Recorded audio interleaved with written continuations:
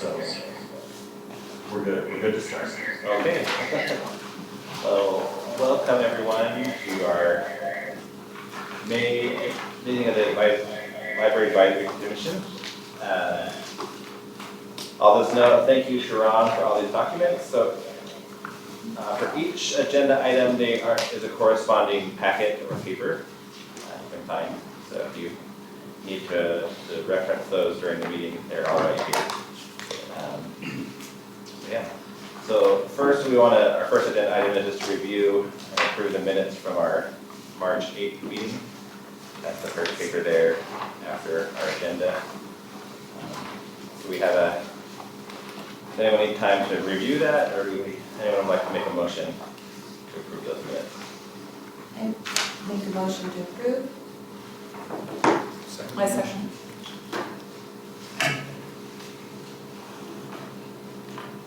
We don't need to vote on that. I don't think we Yeah. Okay, we do need to vote. Yep. Okay, so let's just vote to approve the minutes. Let's go around and say yay or nay. Yay. Yay. Yay. Yeah. All right, and I'll turn the time over to Bryce to review our display policy. Great. And do we, Sharon, would you be able to pull that up onto the, I can pull it up. you're now. Sorry, we're on Anthony. You're now.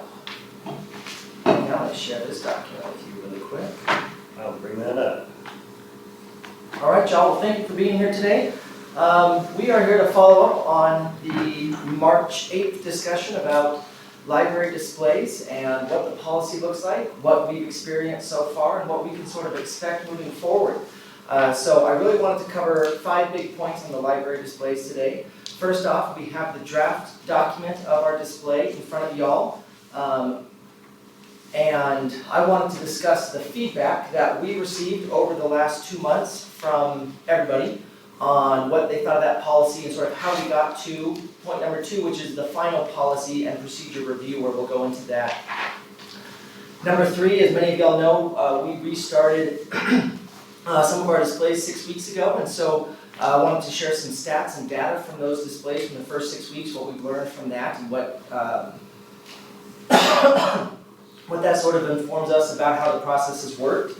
And then I wanted to spend some time ideating with y'all, as it calls for in the policy, different things that we could have on the list for July through December of this year.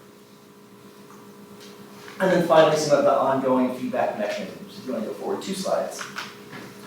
So first off, the draft feedback. We brought an initial copy of the draft to y'all on March 8th. We brought it to our different staff groups. We tried to do it in smaller groups just so they felt like they could talk about it. Sometimes when you get into that room of 30, it feels like a lecture and it's difficult to ask questions. And so we went to just our librarians first, and then we went to different teams within the library and had a really robust discussion. Some of it was philosophical, some of it was X's and O's. How's the workload? How do we get books in and out of Koha fast enough?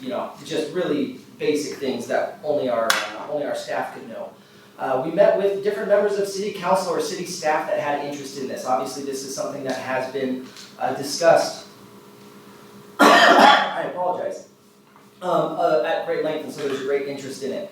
And then there was a lot of feedback from the public, both as part of the initial displays that we can maybe qualify as beta testing, but really just we've had a lot of feedback from the public. Again, passionate opinions on how the displays are done and where they're done and what the topics are and everything like that. If we can go to the next one for us, Anthony. I tried to put several pieces of information into a list here that we could just review to say this is what people cared about and thought about. I don't know if it's worth our time to go line by line. I can leave some of these up there. A lot of questions were, how do we get more displays? And also, how do we increase the duration of the displays without increasing the work? Sort of which one do we want? We can do more or more places, or we can just continue to add on the number of displays we do and increase the workload. How do we find that perfect number that balances lots of displays, lots of topics, without overburdening a particular staff member, and then also give each topic an appropriate amount of time. That was probably is that fair, Mike, Anthony, Sharon? It felt like the discussion went back and forth, and probably will continue to go back and forth on that. Concerns that if we have a display every single week, do you stop to notice them? Or how many people go to the library weekly? If they're going bi-weekly, do they get a chance to see everything? And so maybe we need to communicate more. So if there's a topic that they really want to see and learn, we finally have perennial gardening coming up, or we finally have Arab American Heritage Month coming up, and that's one you really want to see and engage with. How do we let you know so you don't accidentally miss it? Questions about the amount of time staff were spending. We identified 5 main displays that would occupy the lobby space, or sort of the common space of the library. How do we make sure that those 5 are assigned to the right things? We focused on some that were really individual. This librarian or this neighbor, this library advisory commission member gets to have a shelf for a week. Some of them were much broader. Let's talk about a topic. We had water conservation or water awareness that sort of turned from water conservation to flooding preparation as the spring went. So were we allocating those the right way? We wanted to make sure that we documented what we did. A, what the policy was. B, what decisions were being made. Do we have data to show, sometimes one display might cause a lot of scrutiny, but that might not be the appropriate way to judge the success of a display. Maybe we want to learn about trends of data or something like that. You can read through a few of these other ones. Balancing passive programming, the children's area of the library does, and they did a Easter egg hunt, or African American inventors, and it was part of a program, but it has elements of a display. So how do we make sure that those staff feel supported with what they're doing, or that they have good guidance from us? Different collections went to different topics. The path, the physical environs path of when a family walks in, when an adult walks in, do we see it? Is it attractive? Do they not have to see it if they don't want to engage with it? Is it there and available but not forcing a particular experience at the library? Multimedia, we had DVDs next to CDs, next to books for some displays, and as we'll talk about, that was actually really popular. I think those had the highest usage rate, versus sometimes, if we had a children's book next to an adult book, could that be confusing for what the target age appropriateness is of a particular display? A few other things. Concerns that this disconnected us from officially recognized heritage months, however we define officially recognized. Concerns that the policy doesn't proscribe enough, too much leeway. We wanted to nail down something that we could all point to say, this is what we're following. And so maybe this was too wishy-washy. What's the role of advocacy? What's the role of local control? How do the various stakeholders get to be involved? We had other, just again, X's and O's feedback. Some of the librarians thought it might be fun to have like a non-stop library and display, meet your librarian. So as opposed to, hey, this week it is you, it's that anytime you find a cool book, you could add it to the librarian display and somehow be able to add a note as to why you're adding that book. So maybe more casual versus formal, different things about that. Concerns about tech services. We wanted to make sure that all of our library staff felt empowered and involved. And then we got feedback, it's like, I'm not in reference. I'm in tech services. I am back in collection maintenance. I don't want extra work, And so it's like, how do we invite but not require and do all of that? The role of staff as public figures, they're staff. And so, is elevating them with displays and ideas and all that, is that right? Is it a good balance? How do you do that?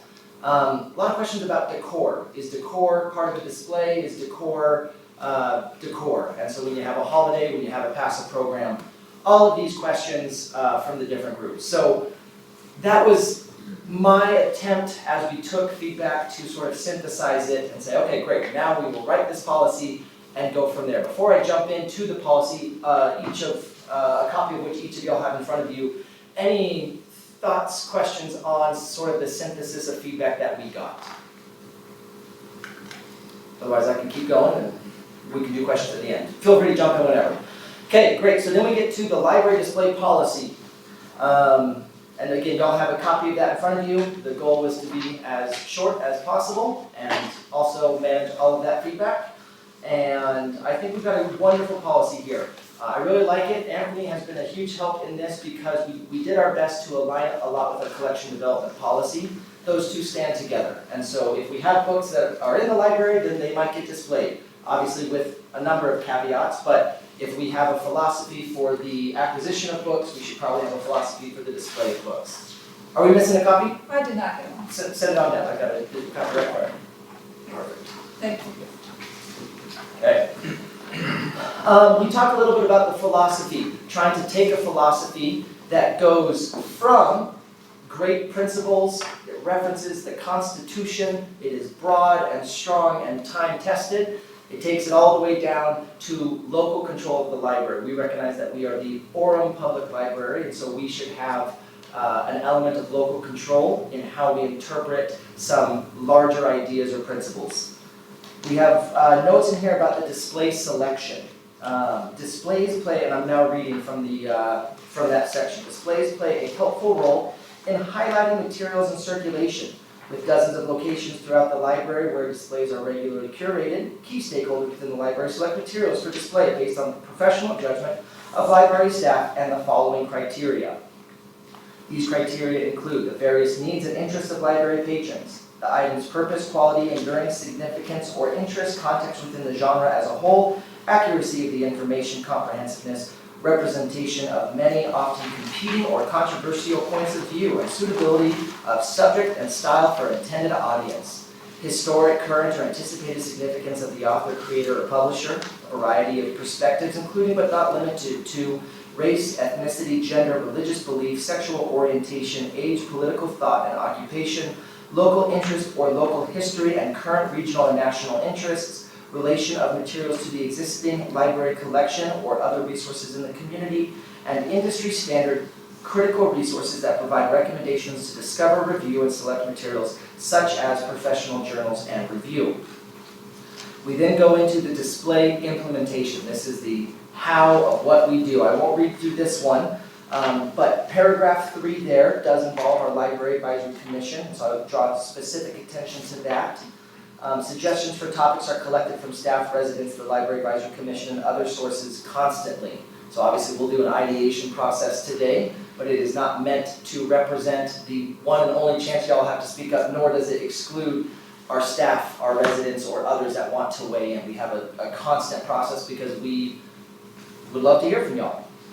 Up above too, you can see that in paragraph 1 of display implementation, the Library Advisory Commission presents a report on library operations each year, and so there will be a chance to include, Jonathan, did you do that last year? Were you a part of that? Yeah, I was kind of support person. Support, and it's probably 5 to 10 minutes total, and it's for everything at the library, so it's not going to be an in-depth, but it's something where we present the Yeah, there's opportunity probably for about questions. 5 to 7 minutes of presentation and some questions from the council. Yeah. And so really, it's not designed to be a thorough deep dive, it's designed to say, here's what we did, here's a brief report on it, and go from there. All right, display implementation has a couple of notes there at the bottom. We have 5 major displays that will be in the lobby area, and then halfway through that third paragraph it picks up. Other minor displays in areas of the library may exist to display materials in support of general topics or programming as appropriate, and include basic signage to communicate the topic. These topics are included and reviewed in the implementation plan. Items excluded from display include materials normally held in the closed stacks collection that are rare, prone to theft or vandalism, physically inappropriate for display spaces or irreplaceable, and materials that have significant pornographic or display materials harmful to minors as defined by the Utah State Code that is included there.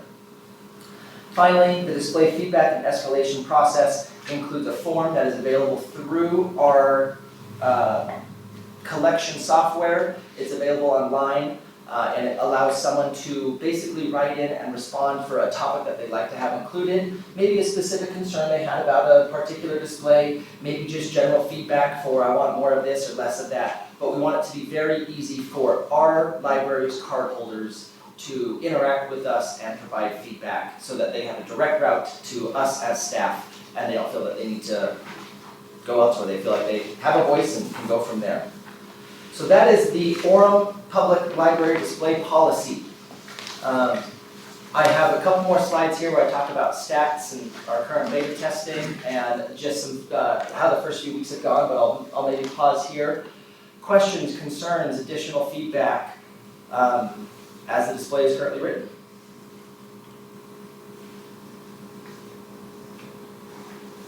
But I guess we launched after Black History Month, is that correct? We did, yeah, we launched April 12th. Yeah, we haven't had like I guess what you consider like a major heritage month yet, really. Yeah, we had Yeah, like the week versus month is. Arab American Heritage Month is a pretty officially recognized heritage month. That's true. I just wondered, like, to see like if the week versus month is helpful or like is good, or like we'll prefer to have the whole month. I know we're having Pride coming up next month, Yep. like the next official. And we would love the feedback, you know, as we go through this, we have a lot of wonderful displays in June. Yeah. And again, I don't think I hope it's not an on-off switch, it's a pendulum. Right, I just wonder like when you're choosing when to if you're gonna stick with the week, when to have that, because I know like with Pride specifically, like it's a whole month, but there's like the actual Pride Day during the month. Mhm. Like, would you want to kind of aim for that week, or is it like when would you pick? Like, I think it depends on some of those months. Maybe if we could talk specifically to June, one of the opportunities and challenges we had was we had Father's Day, Flag Day, Juneteenth, LGBTQ Pride, and then technically as the weeks fell, I think we start the Independence Day, 4th of July on June 29th or 30th, you know, sort of as the calendar falls. Some of those have really specific dates on it, obviously Juneteenth, Flag Day, Father's Day, Independence Day, and so some of the months we book last only because we felt a little bit more flexibility on which week. Now obviously that could go awry, but that was sort of the thinking was, hey, let's get some of these in. We also, if you remember, we had cultural and heritage displays and we had topics, culture and heritage for 1 week, topics for 2 weeks. And so we're able to balance that so that we can get them 1 or 2 weeks in this part of the library, that part of the library. So we felt that gave us really, you know, if you have 4 culture and heritage plus 2 topics, that gives us 6 options, and then we would also have, again, the librarian and meet your neighbor displays. So we hope that would sort of like multiply so we could try to get it in the right spot for a good duration of time. Not meant to be perfect, that's just the process we went through to say, fit in the pieces in the puzzle. And where would that display be? For which one? The Pride one. For the Pride one, we got a lot of feedback that people, you know, A, feel passionate about where it goes, and B, that it gets a lot of time. So for that one, we felt that one was appropriate in the topics, which is on this near entrance here, so the adult section, but it gets it for 2 weeks. And so we felt that was a nice compromise to get it for 2 weeks instead of 1 and address feedback that we've received on it. And will that include only adult-specific material, or is there kind of all of? For each topic, each rotation, we are allowed to do multimedia, but we won't mix ages so that, again, one of the big pieces of feedback was, oh, there's a children's book there, child wanders over, and then they're reading a different level of book than with the intended audience. So for each time we do it, after we decide the calendar, then we met with our librarian staff, or we'll meet with our librarian staff, and then they pick which collection. Do we want this to be media? Do we want this to be teen? So for Arab American Heritage Month, Holly, our head children's librarian, really wanted to do that collection. She felt like the collection supported the display really well from children, so it was all children's. That doesn't mean we don't have great Arab American heritage material in our teen or adult, but for that display that year, it was curated by children's. So for this year, since it'll be in the adult section, it will be curated by the adult collection. I don't know if it'll be fiction or nonfiction. We'll talk to our librarians, the ones actually staffing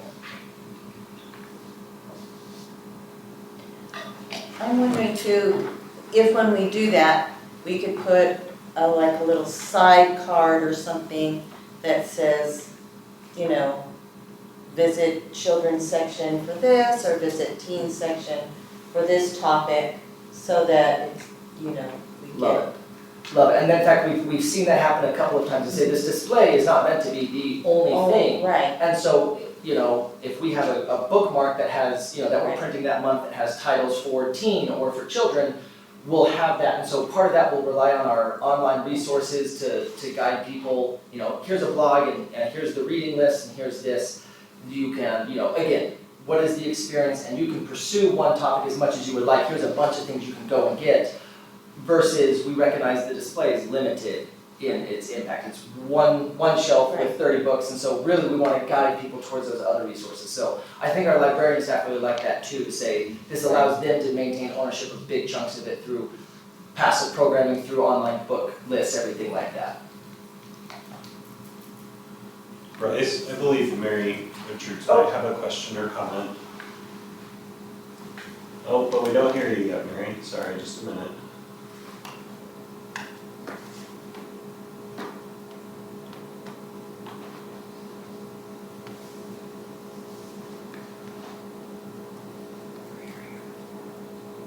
Mary, will you try again? Oh, Yes. yes, we can hear you now. Oh, great. Thank you so much. I appreciate that. I have a question about this. I know that you have to balance all sorts of competing interests here, but there are certain months that have been historically designed as months, and those are particularly sensitive topics that I'm afraid by relegating them to 2 weeks out of the month, you are sending a political message, and I'm not so sure that that is a political message the library should be sending. So we now have Pride Month, and only doing this for 2 weeks says to people who are not privy to all of the discussion that we have had, that this is less important to Orem than it is to the larger country. The same thing is true for Black History Month. If we only have 2 weeks for Black History Month, that again sends a message. And I think we have to be very sensitive to the political fallout that's going to happen when you start whacking off weeks on things that have historically been celebrated for an entire month.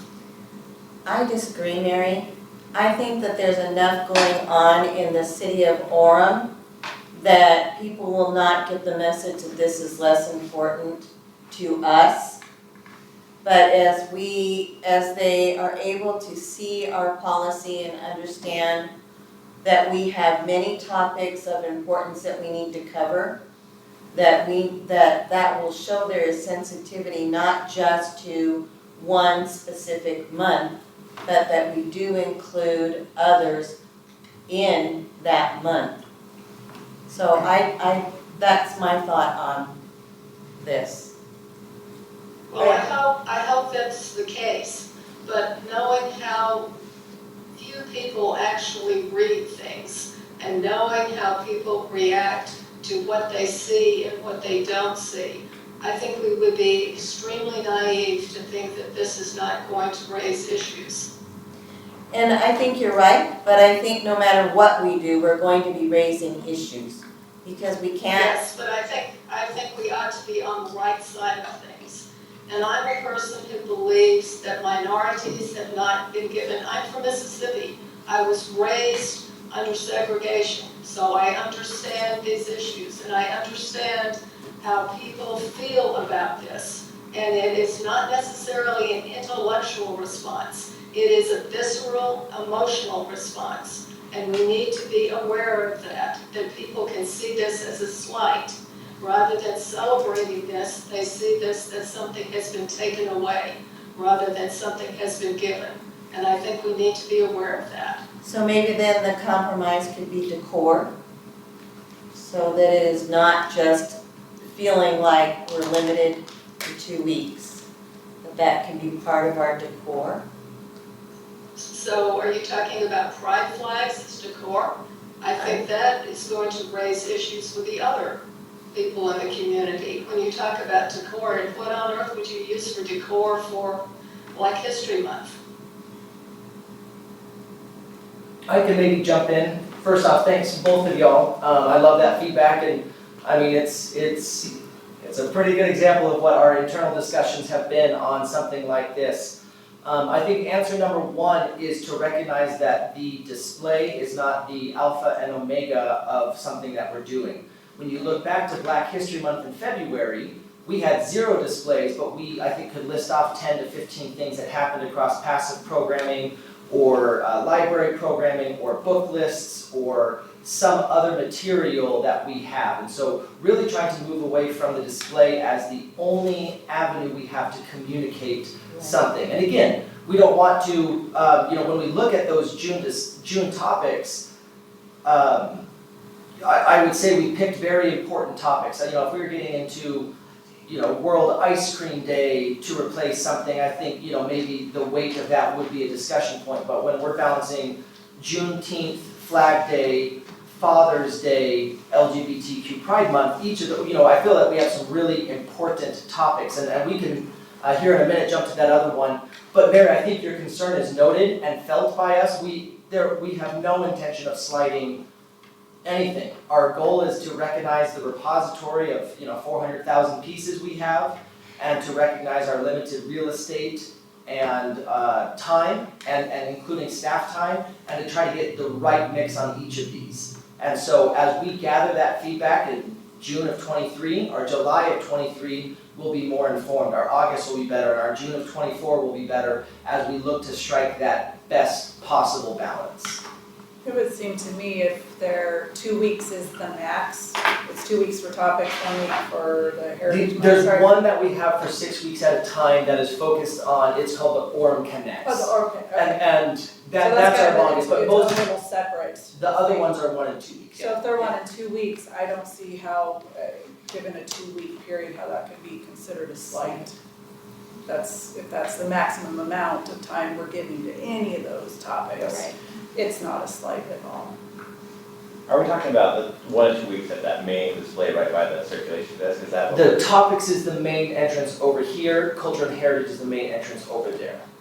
I wonder also if there could be like a compromise, like that the 1 to 2 week could be at that main display, like more visible, but then there could be like a sign saying like, hey, there's still this display for the rest of the month in this other spot that maybe it's not right there, but like if you're looking for that, you can go and find that. I don't know if that's another compromise. 'Cause I personally think it's important that we celebrate the whole month if it's a month. Because like you said, like you may check out like a book in May but not come back till halfway through June, you might have missed it, so. Yeah, would you go back to the shared screen? I just wanted to jump ahead to first month stats and stories, because there was something interesting that happened to me that spoke to the 1 week versus 2 week thing, and that's the number of cultural and heritage checkouts was almost exactly double at 1 week what we had over here at 2 weeks. And so in our desire to, again, not push one thing or promote or slight, but to just try to equally balance, recognizing traffic here, traffic there, 1 week there, and 2 weeks here, from a numbers perspective, at least through the first few weeks, seems to move towards balancing it out, as opposed to getting twice as long with twice as much foot traffic and then half as much foot traffic for half as long, and then it does feel like we're picking and choosing, and merchandising and trying to get best real estate or best tenure to 12 particular topics or 52 particular topics, when really we're trying to balance it out. So all of this, again, these are the things that I don't feel are final, and we're just gonna do 6 months, maybe 3 months, maybe 12 months, and just start to get some of this, because this is what will help us make decisions. I think internally we wrestled with the number, and at the end of the day, we talked ourselves in and out of both positions. Everything should be a month, let's only pick 12. You're right, let's do it, 52 of them and everything's a week. And we went back and forth and back and forth. And so I think our hope is to say, we feel really good with this as a starting point. And these are the exact things we're taking stats on and receiving feedback on, and we'll adjust, we'll continue to iterate. What about when you first walk in, a little map of the library with the little dots? You were here and over here is our topic. Build it right into a programming. You can get the stamps, go check out your books, do something fun like with that, it. so people know where they can go and find them. Right, so they don't miss. So they don't, yeah, exactly, so if there's something they don't wanna miss. And even a calendar online, they can see, so again, Right. if you really wanna make sure you hit this topic, you really are very interested in LGBTQ literature, you're gonna go online, you're gonna have the book list that's already there, you're gonna see that we're doing this passive programming with the bookmark for this collection, here's the 2-week book display, and you can do all that. So we'll have both like a time and space right now, here's everything we're displaying, here's what's happening, and also, I love that Arab American heritage, where can I find out more? And so, we'll have, here's the show we're doing, or here's the book list, or something so you can deep dive into one topic. I think both are sort of that customer journey. One is, what's happening today, I'm open, let's see what's going on, and one is, I love that topic, I wanna learn everything. And so hopefully we have both pathways for a resident to find what they want. Great. I'm also wondering too, I don't, this might be too much work for librarians, but like in something that's on display, if there's like a little paper or something that like, visit this, like, I'm thinking of data collection, just like, can tell us about this, like, how you felt about this book, did it fit the display well, and I don't know if that's. So that is that escalation feedback form, and it's a QR code. And so you can walk right up, and it's meant to be as simple as, hey, add this, I'd love to see a month on this. And if we already do it, it's a simple interaction for us to say, thanks so much for your suggestion, come back in October, we have it on the calendar. If it's a title within a collection, we have American Heritage right now at the Orem Connects one. How do you pick 30 books that encompass American heritage? It's incredibly broad. And so one of our head librarians got together the list, and she actually ran it by us, and we were able to go back and forth. But maybe we missed something, they can jump right in and just say, I loved, I don't see enough David McCullough, can you put 1776 in there for us? We'd love to, and so it's meant to be interactive. And then if we get to way too niche of a topic, then we say, tell you what, Jonathan, we'd love to have you do a Meet Your Neighbor display. This sounds like something you're really knowledgeable about. You can access our collection, start to put together a couple of pieces with other topics that represent what you're talking about. And that's our final option. If it's not working with other displays, then we just gonna say, Jonathan, tell us about left-handed baseball players in the 1930s that played in Chicago. We'd love to let you go track those books down. So, great, yeah, so hopefully, yes, it's meant to be interactive, and QR code, they can scan right there with their phone and provide any piece of feedback. It's not necessarily like a form where they have to rate it 1 to 10 or answer specific questions. It asks their name, their library card number, because we want them to be a library user, and then it has sort of a open-ended question. Is that fair, Mike? That's how do you feel about the display and what you'd like to see in input, so. okay. I'm going to keep going, but we're still on displays, so hopefully, if you have any other questions, we'll cover those. Like we mentioned, first month stats and stories. Big shout out to Jamie. She's our general reference librarian, and she is excellent with numbers. So we've had a month of displays. We've had 1,252 items selected from displays, 1,500 if you include the media displays downstairs. That is of 70,000 items circulated during the month of April. So I think it's good to see that these are important and these matter, and also they represent that size of our library checkouts. And so again, as we talk about how much staff time and how much we do, we are talking about 1,200 of 70,000 items that come from these. On the 5 library displays, cultural and heritage led out with 140, interest and topics had 77, Orem Connects 20, Meet Your Librarian 66, Meet Your Neighbors 45. The highest single display was Earth Day, and that's because we had a lot of DVDs in that collection, and I think that is an engaging thing that attracted people to it, and you get some of those wonderful Attenborough narrated documentaries, and some of those that are really exciting to see. Those went well. And the highest cultural and heritage display was Arab American, which again, like we mentioned, was curated from the children's collection. So I think it shows the value of going to different collections, children, teens, adult media, because each of them can weigh how much that particular collection supports the display. In local displays, so those not in the 5 main lobby, local displays, some of the more popular ones were perennial gardening, What Did the Fox Say, which featured fiction books with talking animals, National Poetry Month, which featured nonfiction, and then It's Raining Cats and Dogs, which was fiction with pet-related mysteries. I was surprised to see we had an entire display of that material, but it's a new genre that I was not ready for. So again, our librarian staff in their areas are still doing a number of things. This is not meant to take away all displays and centralize them. A number of things going really well there. And then generally social media feedback. This was shared on social media. There were thoughts. I think generally it was positive. I think people were excited to see it. And we have had generally, what do you say, medium good response on Meet Your Neighbor. We're filled out for the rest of May and June. It has not, the first down the doors don't have like a wait list of 500, but we have filled out and stayed ahead of the demand. So I think that's a nice thing that our residents want to be involved and participate and have fun and throw up some of their favorite books. Jonathan, can I put you on the spot? You did one for us. How was it? What was your experience? How'd it go? It went well. I don't know if you do something different for other people now, but it was just like to choose it was kind of open-ended.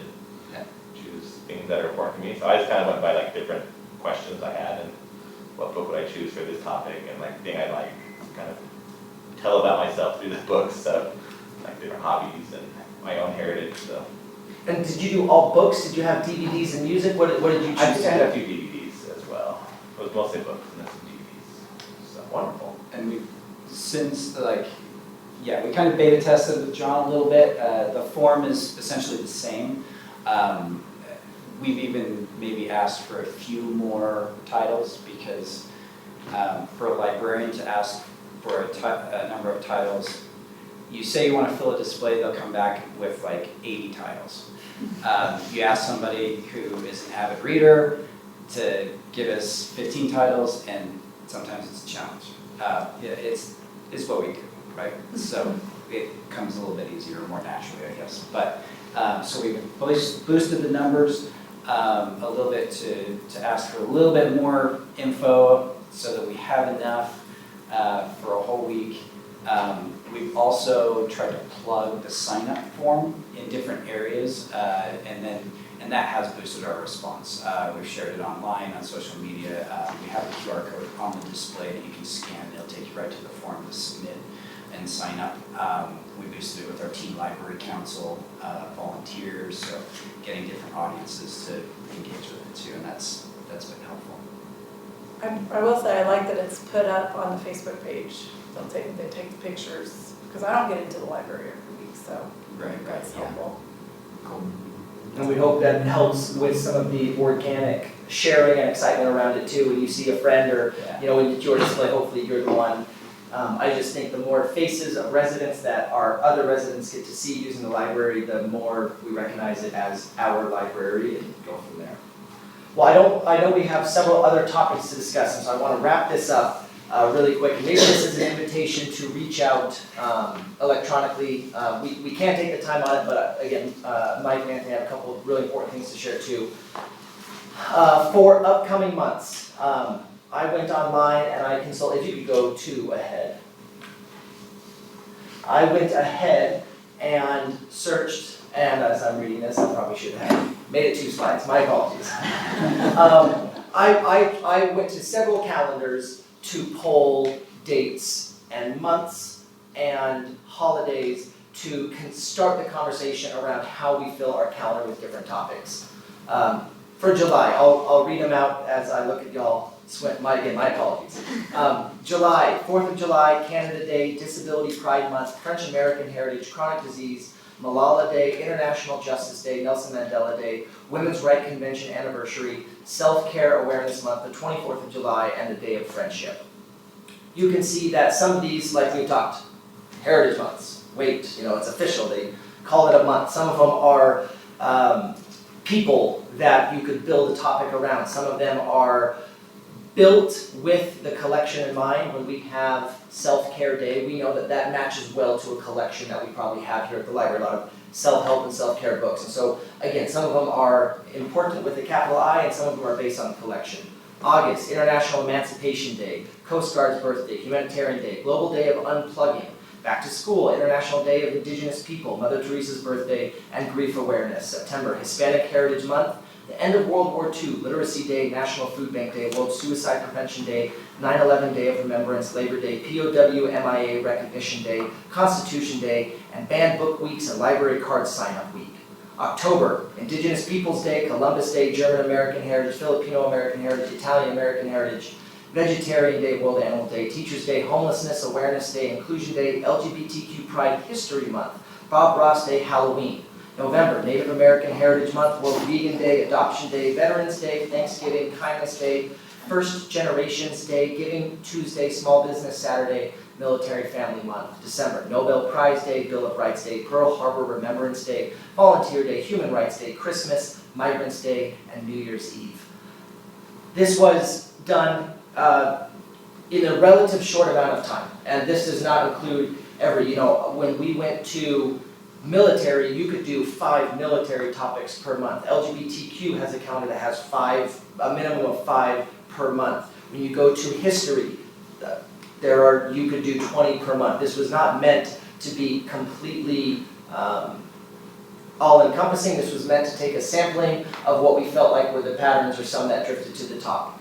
As you look at this, maybe we'll all open up for a couple of minutes. Anything that immediately jumps out at you that we missed in this initial process that you would love to see, that you would suggest we do differently. Otherwise, you're welcome to email me, and we will have ongoing feedback forms forever, so you can constantly weigh in. Maybe I guys can't see it, but on July, is there anything about Pioneer Day? 24th of July, but yes. Oh, okay, yeah.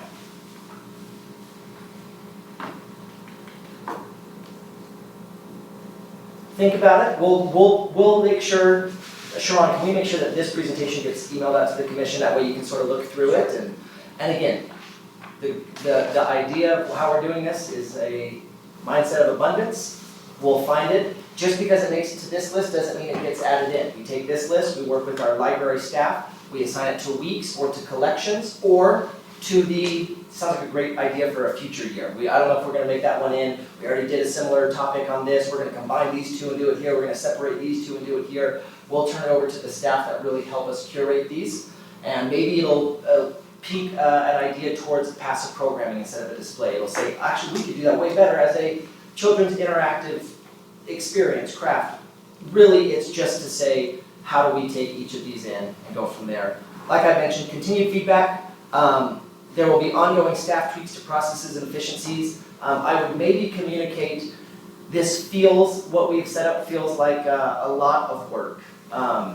Given that it was very important to a lot of people, we were okay with being thorough, but if we want this to perpetuate for a long time, I think our staff is interested in saying, how do we just get this into a good rhythm so it doesn't dominate a lot of time? We're talking about 1,200 of 70,000 books in addition to everything else our staff does. But we're going to be looking at sort of efficiencies to make sure that this stays sustainable. If you'd like to meet with me or discuss, email addresses here, y'all have my contact info. I am more than happy to sit down and walk through any concerns you have.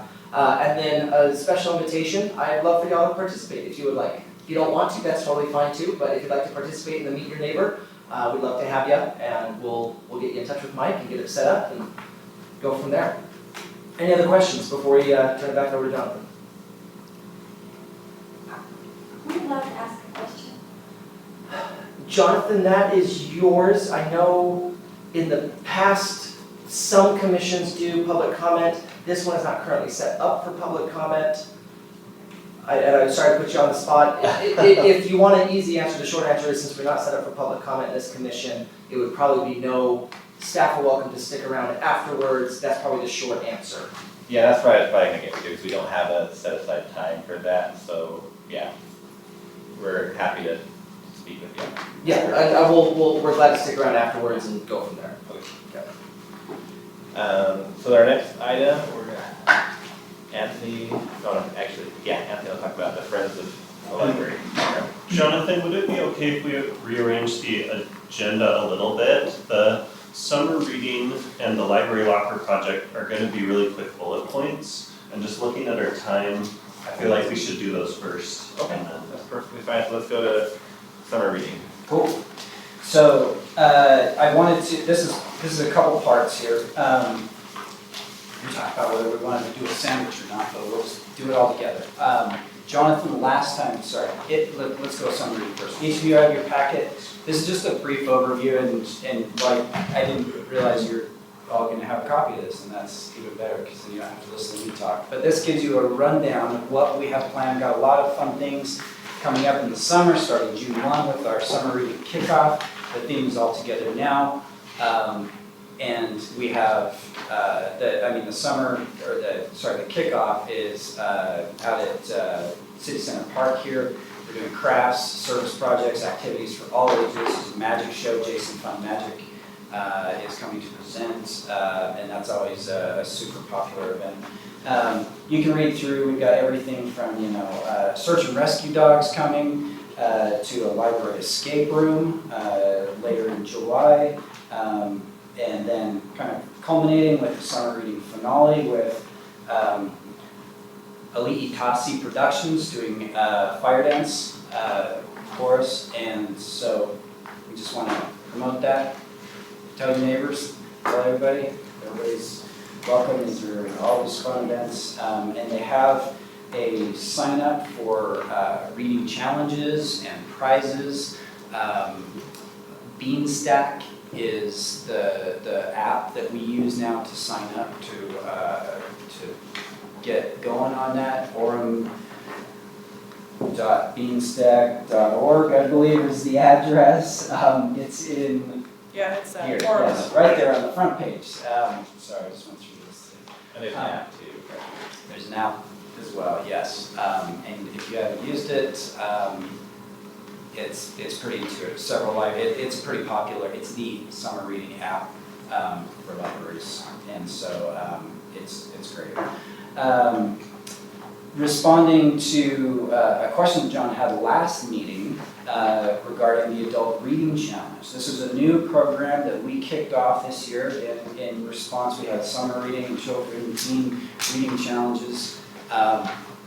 Feedback for a while has been, why don't you do this for adults? I mean, I bring my kids, this is fun. I want to do this. And they were like, hey, cool, let's do it. And so we kicked that off this year. Some data that I have as of a week or so ago, we've had over 500 people sign up for that. Again, it's through Beanstack. This can be used for multiple programs and stuff. So, you can use the app to kind of see what's available. It will actually just pop up when we add a new one. But over 500 people have signed up so far. 60 people have completed the challenge, which the challenge is read 15 books. And so 60 people have completed it. 110 people have read 5 to 14 books. And as part of this particular challenge, we provide several different categories and choices that you can read a book from, like, a book that the cover is green, or a book that, is this or this, or that you may not know anything about or care about or something, Anyway, a lot of kind of suggestions or categories to develop curiosity and get people kind of maybe reading a little bit outside of their comfort zone, although reading in the comfort zone is perfect. We all do that too. But anyway, I just wanted to report on the numbers. I thought that the numbers were great, and therefore confirming the success of the Adult Reading Challenge, not just children and teens. So, that's what we got. Good job. I have one question about Beanstack. So in Beanstack, I guess I haven't used it enough. Would you be able to toggle in between summer and adult challenge? Yeah. In there? If you're doing both, like have your kids that you're trying to Yeah, record you can register different like users, for example, for your family, and it will kind of trigger the ones that are geared for like that age group and stuff. Like summer reading, I think it kind of, because I had that same problem and I realized I was logged in. I'm like, I can't see the Adult Reading Challenge. That's embarrassing. I don't know how to use my own app. And realized I was looking at it through one of my kids' things. So I switched to mine and all of a sudden it's there. Okay. And so, yeah, when we add the new one, it should add it to your kind of dashboard switch there on the app. user you need. Yeah. Please reach out to a librarian, give us a call. We have staff that are far more proficient with this app than I am, so we'd be happy to help navigate. All right, so now, we're going to go to the locker project. Yeah, let's do lockers first because that'll be pretty quick. This is an announcement of a project we're working on that I'm very excited about. We are partnering with the Orem City Parks and Recreation to get some library lockers at the Hillcrest Park project, the Hillcrest Park that the city is currently working on. If you're curious what library lockers are, I included a packet with specs from the vendor, but basically if you've ever used like an Amazon locker, this is a very similar idea in which when you are browsing our catalog, once the lockers are in place, you can say, hey, I want to put this on hold and I want to go pick it up at the locker. Once it's ready, we as librarians, we take it over, we fill the locker. You then get an email that says, hey, it's ready for pickup at the locker. You just show up to the locker, you put in your library card, the door pops open, it's checked out to you. A couple reasons why we're excited about this. One, library lockers are essentially open 24/7, right? So if you have a job or something else that keeps you from getting into the library during our open access hours, here's something you can pick up at midnight. Here's something you can pick up whenever it's right for you. Also exciting to us, we have seen people's ability to come to the library drop significantly whenever they have to come too far or cross a major road. So at the Hillcrest Park location, we are essentially giving you access across two of those major hurdles that you have to pass. Did we talk about where Hillcrest is? It is just south of Parkway. Yeah, and the location is fantastic because this puts you in line for like UVX, public transit. It's going to be very, very accessible. The park is being made to be very well lit, very secure, both easy and safe to get to. And pie in the sky, this is kind of a pilot project for library lockers, but if it goes well, then we get to ask the questions of, where's the next ideal place? Can we do 4 corners so that no matter where you are in Orem, you have a locker pretty close by? Do we want one in the rec center so that you come to do your exercise and as you leave, you pick up your books? You've just saved yourself a trip. I think this will be a really easy way to expand library access. It's also going to be really attractive too. Obviously the vendor just has it kind of as the steel gray, but they also give us the specs so we can do a full body wrap over it with information about it, advertising, make it look really attractive and fun. So yeah, that's library lockers. Questions about that? Is it drop off too then, so they can drop off? Yep, we're gonna have a book drop location there too, so that you can drop off what you just read and pick up something new all in that spot. We of course want you to come to the library, but if you can't make it, this is gonna be the next best thing. That's cool. And what about questions of like tech support and maybe security? I'm just thinking, we have dumb kids sometimes that don't have anything better to do than vandalize things. So in terms of security, they are a very well-made product. This is actually the same thing that like Amazon and other places do for that kind of thing.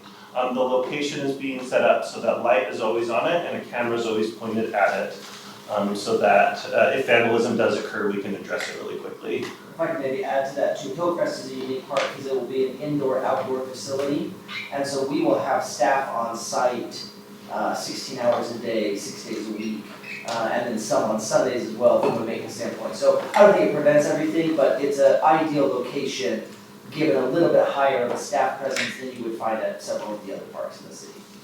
And close to a major road too, so if you're trying to get away with something, there's a lot of eyes watching you as you drive past. Watching the locker crossing Parkway. Exactly, eye contact every time I drive past. My question is there who the tech support? Is the company comes out if you need some help with it, or? Yes, so they help us connect it to our system, and then we pay a yearly service fee to continue using that software, and if there's problems, they they come, a door's not opening, or, it doesn't respond, that they come and perform that tech service for us. Okay, maybe there's not some more job for the IT people here at the library. Yeah, it can't be me, my time's up, so. Other questions? No, awesome. Okay, looking at the time, Jonathan, do you want me to introduce what Friends is, and we could table it for the next Yeah, so we're having just like conversation? 5-10 more minutes, is that okay? I'm okay. I want to be sensitive to Yeah, everyone's time. we can table like further discussion for next time. Awesome, so let me just introduce what it is, and then you guys can be thinking about it until you meet again. There is a draft of a Friends of the Library Committee charter included in your packet, which you can read. The big idea though is, what is a Friends program? A Friends program is a way that libraries use both to help people come volunteer in helpful ways and to promote fundraising. Naturally, library operations are funded, in this case, by the city, right? So what we want fundraising for is to do the kinds of projects that we couldn't normally do. The day-to-day running of the library, that's our operations, right? But what if we want to do a completely remodeled teen space? What if we want a new playground in the kids zone? Those kinds of big idea, really fun, but also expensive projects that can turn our library from the good library it already is into this amazing library that we're all really proud of. The charter outlines how a Friends program can work.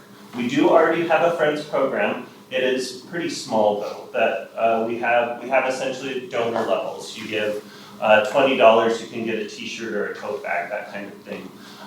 What we're interested in doing is working with you as well as members of our community and our staff to turn this up, to turn it into a way in which we and you and everyone can give us some positive feedback and give us positive momentum for the kind of times when we get questions of what can I do to help the library? Or I really love what you guys do here. What's the next project? What's the next idea? In the notes, there are some questions that I would love to discuss with you all.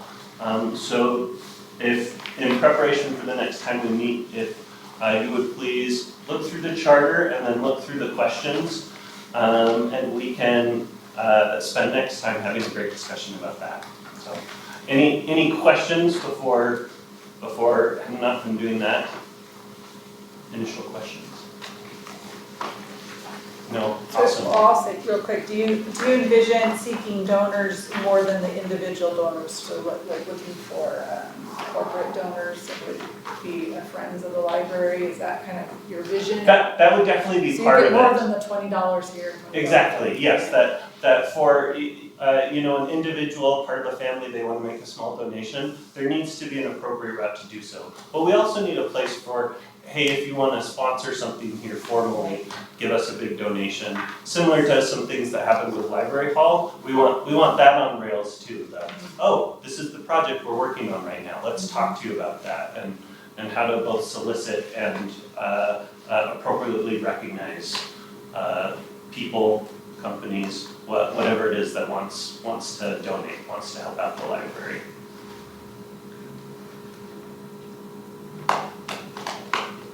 Okay, awesome, thank you all. And last but is there any other items that anyone has been thinking of or just clarify from last time? I guess I'm also questioning, so our next meeting is lined up for July, is that still what we're gonna shoot for, or are we thinking? Just kind of in between the holidays? Yeah, maybe, and if you would like, we can make sure that we have availability and that we'll have a quorum in attendance. And so Sharon can maybe be in touch with y'all just to make sure it does work still. Okay. All right, that is it. Do we have a motion to adjourn? Motion to adjourn? I second it. All right. Thank you, everyone.